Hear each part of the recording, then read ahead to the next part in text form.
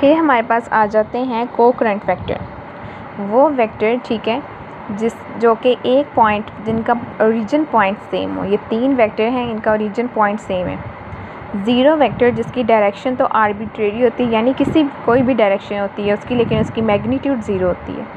Unit vector जिसकी magnitude 1 होती है, उसे हम यूनिट वेक्टर कहते हैं। और यूनिट वेक्टर को हम ऐसे रिप्रेजेंट करते हैं, ए कैप से रिप्रेजेंट करते हैं। यूनिट वेक्टर की मैग्नीट्यूड हमेशा 1 होती है। पैरेलल शिफ्ट ऑफ वेक्टर, यानी इस वेक्टर को जब मैं फोर्स लगाऊंगी तो उसी डायरेक्शन में दूसरा वेक्टर जाएगा। जैसे मैंने इस वेक्टर को फोर्स लगाई, पैरेलल में पड़ा हुआ था, तो जब मैंने इसको फोर्स लगाई तो ये पैरेलल साइड पे ही गया। जैसे ये इस साइड पे था वेक्टर, मैंने इसे फोर्स लगाई तो वो उसी डायरेक्शन में यहाँ पे साइड अप हो गया, तो इसको कहते हैं पैरेलल शिफ्ट। ठीक है, यानी एक ही बॉडी पे जब हम फोर्स लगाते हैं तो वो उसी डायरेक्शन में स्वाइप हो जाती है। एंगल बिटवीन वेक्टर्स, जब 2 परपेंडिकुलर वेक्टर्स हों उनके दरमियान एंगल 90 होता है। जब एक वेक्टर हमारे पास एक्स एक्सिस में है, ठीक है, तो इसकी जब हम टेल से टेल मिलाएंगे, वेक्टर की टेल से इस वेक्टर की टेल मिलाएंगे तो एंगल 60 होगा। ठीक है, थोड़ा सा इंक्लाइन है।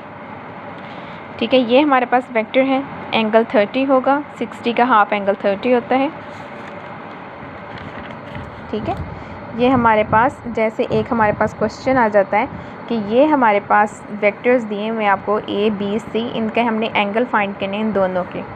जैसे ये एक वेक्टर आ गया, इन दोनों वेक्टर्स को भी यहाँ लगा लिए, यहाँ 30 था, यहाँ 60 था, तो इनके दरमियान ये परपेंडिकुलर है, एंगल 90 हो गया। नेक्स्ट है एडिशन और सब्सट्रैक्शन ऑफ वेक्टर। एडिशन और सब्सट्रैक्शन ऑफ वेक्टर होगा, यानी कि इसका एक रूल है हेड टू टेल रूल, यानी एक वेक्टर पहले वेक्टर का हेड और दूसरे वेक्टर का टेल मिलाएंगे तो इस तरह वेक्टर को हम एडिशन भी कर सकते हैं, सब्सट्रैक्ट भी कर सकते हैं। यानी लास्ट वेक्टर के हेड से रिजल्टेंट वेक्टर के हेड को मिलाना है, फर्स्ट वेक्टर की टेल से रिजल्टेंट वेक्टर की टेल को मिलाना है हमने। ये हमारे पास रिजल्टेंट वेक्टर है, और रिजल्टेंट वेक्टर जो होता है वो a + b के इक्वल होता है। ठीक है, जैसे ये वेक्टर a, इसका हेड, ठीक है, सेकंड वेक्टर की टेल, ठीक है, ये सेकंड वेक्टर का हेड, थर्ड वेक्टर की टेल।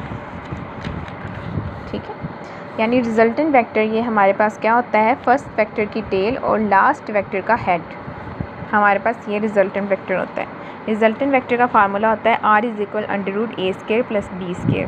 ठीक है, r = √a² b², यहाँ पर रिजल्टेंट वेक्टर का फार्मूला होता है। कम्यूटेटिव वेक्टर, यानी कि एक वेक्टर a है, ये वेक्टर b है।